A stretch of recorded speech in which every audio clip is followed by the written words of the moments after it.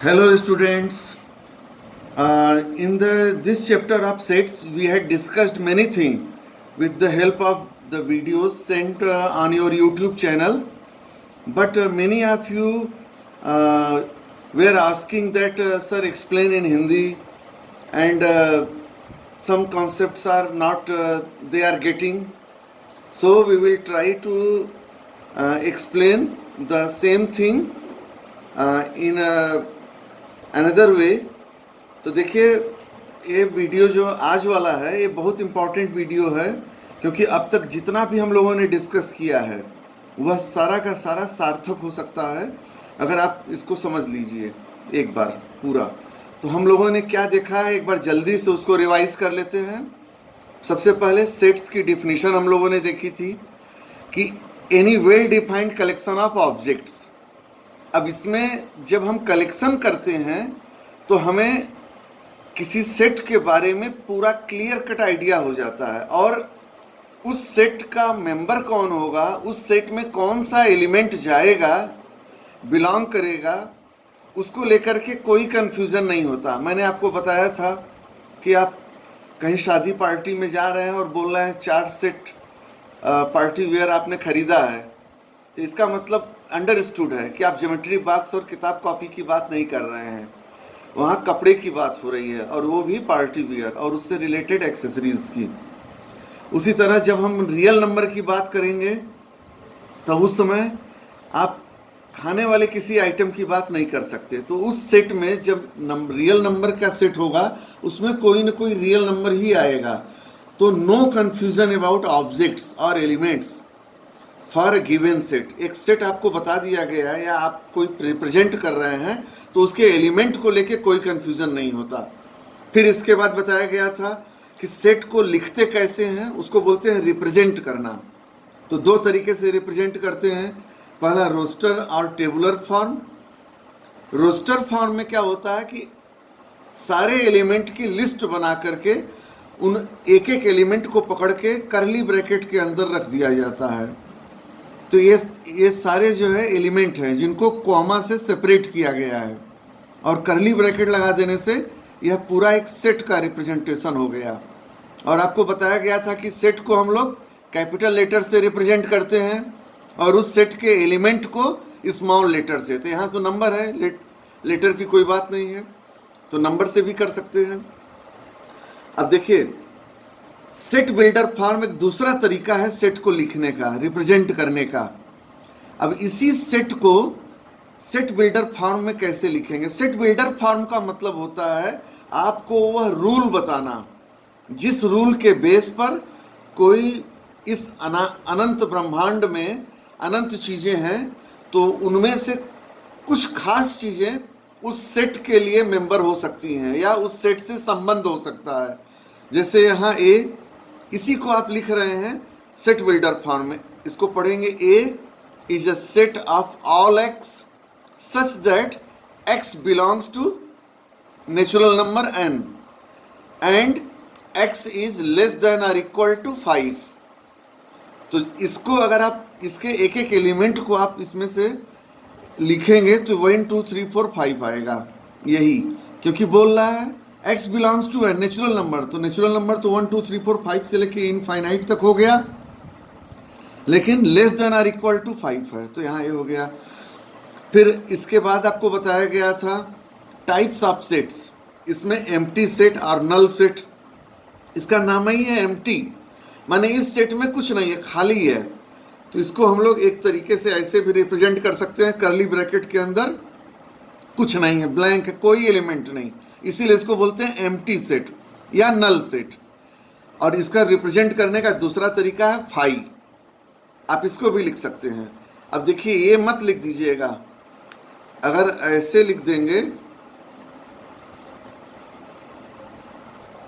तो यह empty set नहीं हुआ, ये गलत हो जाएगा, क्योंकि आपने इस फाई को एलिमेंट बना दिया। क्यों एलिमेंट बना दिया? आप करली ब्रैकेट के अंदर रख रहे हैं, करली ब्रैकेट के अंदर जो भी जाएगा वह एलिमेंट बन जाएगा, वो कुछ भी हो।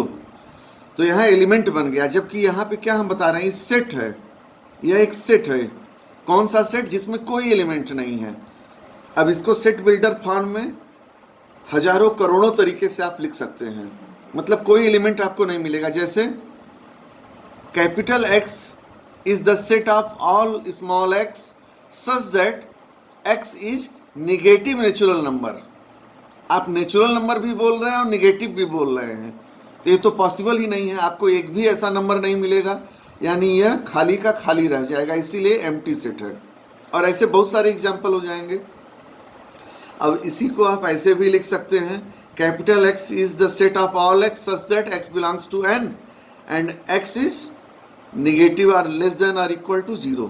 तो 0 भी नहीं होगा और लेस देन से 0 भी नहीं होगा, तो यह it is equally empty set. तो इस तरह से भी आप लिख सकते हैं। दूसरा था सिंगलटन सेट। सिंगलटन सेट नाम से ही क्लियर है कि single element, only one element इसमें। तो ऐसा कोई भी सेट आप देखिए जिसके अंदर केवल एक एलिमेंट है, वह सिंगलटन सेट हो गया। फाइनाइट सेट, इसके नाम से ही क्लियर है कि इस सेट में जो एलिमेंट होंगे वह फाइनाइट होंगे। फाइनाइट मतलब उनको हम काउंट कर सकते हैं, गिन सकते हैं। Counted elements of the set can be listed और काउंटेड। जैसे यहाँ पर आपने लिस्ट बनाया 1 2 3 4 5, लेकिन जैसे मान लीजिए कैपिटल N होता नेचुरल नंबर, उसकी लिस्ट हम नहीं बना सकते क्योंकि वह इनफाइनाइट तक है, उसको हम काउंट भी नहीं कर सकते। इनफाइनाइट तक को हम कैसे काउंट करेंगे? तो अगर हमको किसी सेट के एलिमेंट को हमने काउंट कर लिया या उनका लिस्ट बनाने में हम सफल हुए, तो वह हो गया फाइनाइट सेट। अब यहाँ पे इंपॉर्टेंट चीज़ ये है कि empty set is a finite set. आपसे अगर टेस्ट में कभी पूछा गया ट्रू फॉल्स में, MCQ में, तो यह फैक्ट आप जान लीजिए कि एम्प्टी सेट फाइनाइट सेट है। ठीक है, क्योंकि यहाँ पे नंबर के बारे में आप बता रहे हैं कि कुछ भी नहीं है।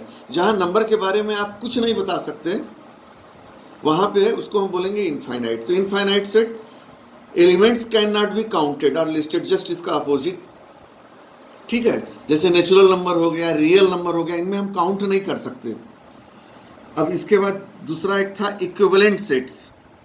तो दो sets, two sets are equivalent if their cardinal number. Cardinal number आपको बताया गया था कि cardinal number of a set और order of a set both are same thing. Cardinal number क्या होता है? Total number of elements in any set is known as cardinal number. जैसे इसमें टोटल नंबर ऑफ एलिमेंट कितने हैं? 5, तो इसका कार्डिनल नंबर कितना हुआ? NA is equal to 5। ठीक, यही चीज़ है। तो अगर दो अलग अलग सेट हैं और दोनों सेट्स के कार्डिनल नंबर यानी दोनों में नंबर ऑफ एलिमेंट सेम है, एलिमेंट खुद सेम नहीं होने चाहिए, नंबर ऑफ एलिमेंट। देखो इस एग्जांपल से समझो, समझ में आ जाएगा। यहाँ पर 1 2 3 4 5 इसका कार्डिनल नंबर यानी इसके नंबर ऑफ एलिमेंट्स 5, और इसमें नंबर ऑफ एलिमेंट्स कितने एलिमेंट हैं? B में। B is the set of all x such that x is a vowel of English alphabets।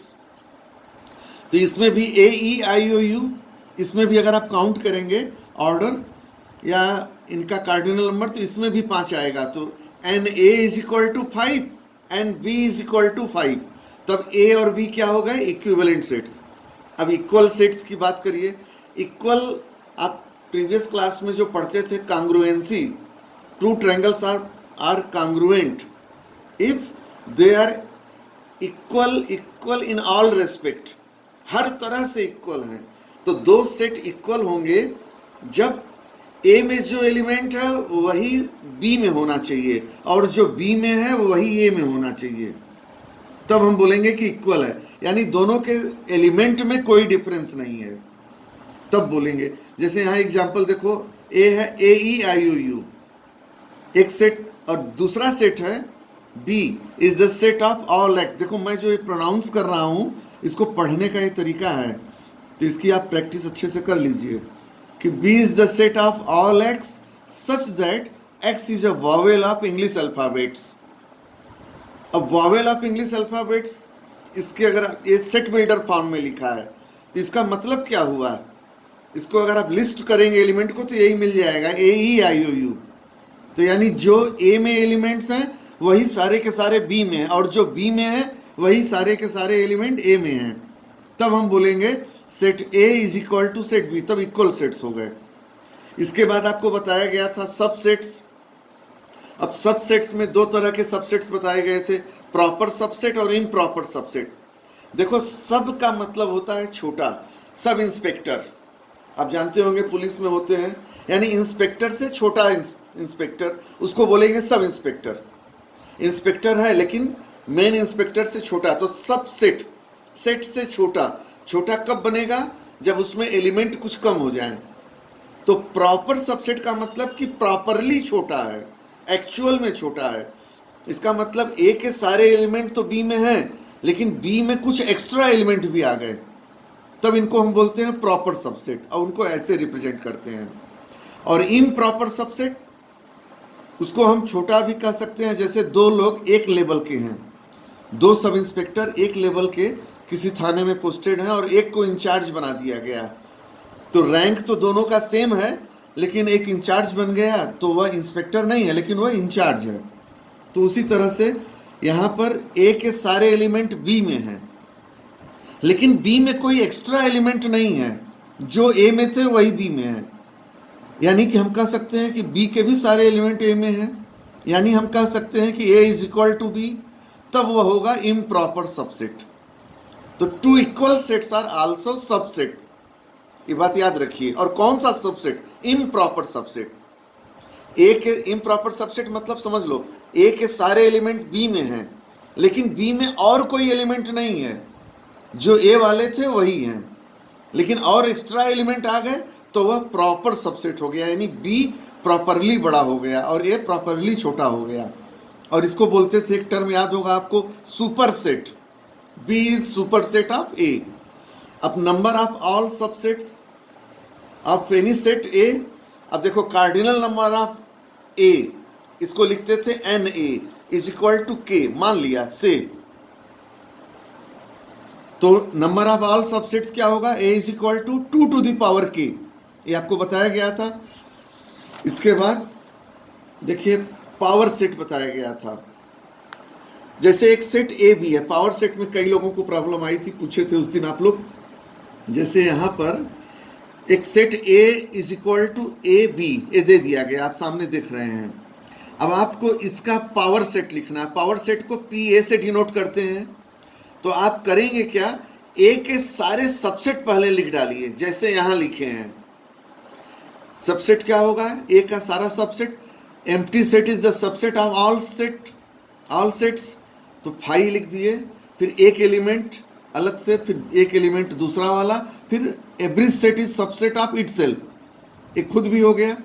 और यहाँ कार्डिनल नंबर से अगर आप पता करेंगे तो इसका कार्डिनल नंबर है 2, तो इसके all possible subsets 2 to the power 2 यानी 4।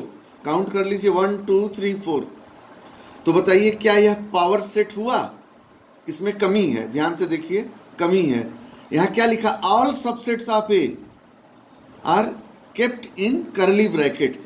तो अभी आपने केवल सबसेट लिखा है, लेकिन जैसे ही ये लिख देंगे, अब ये बन गया पावर सेट ऑफ ए। और पावर सेट का कार्डिनल नंबर क्या होगा? पावर सेट किसी सेट का होता है, किसी गिवन सेट का होगा, तो पावर सेट का कार्डिनल नंबर क्या होगा? उस गिवन सेट के जितने पॉसिबल सबसेट होंगे वही हो जाएगा कार्डिनल नंबर। एनपीए, एनपीए क्या? केवल आपसे एनपीए पूछता तो आप बोलते cardinal number of power set of A. तो क्या होगा? इसमें वही आ रहे हैं जो सबसेट है, यानी आपने सबसेट को एलिमेंट बना दिया। देखो, यह खुद एक सेट है, यह खुद एक सेट है, यह खुद एक सेट है, यह भी एक सेट है, एम्प्टी सेट। तो पावर सेट के जो एलिमेंट होते हैं वह खुद भी एक सेट होते हैं, एक दिए हुए सेट के सबसेट्स। तो cardinal number of power set is the total number of subsets of a given set. इसके बाद कंपेरेबल सेट, एक नया टर्म है, एनसीईआरटी में नहीं दिया, लेकिन आप जान लीजिए, कभी अगर एग्जाम में पूछ दिया गया या कोई बुक आप पढ़ेंगे तो उसमें पता चलेगा। कंपेरेबल सेट, कंपेरेबल सेट्स का मतलब ये होता है कि दो सेट अगर हैं तो उनको हम कंपेरेबल कब कह सकते हैं, उनकी कंपैरिजन कब कर सकते हैं? जब दोनों में से कोई एक दूसरे वाले का सबसेट हो। जैसे A and B are comparable if and only if, इसको पढ़ते हैं इफ एंड ओनली इफ।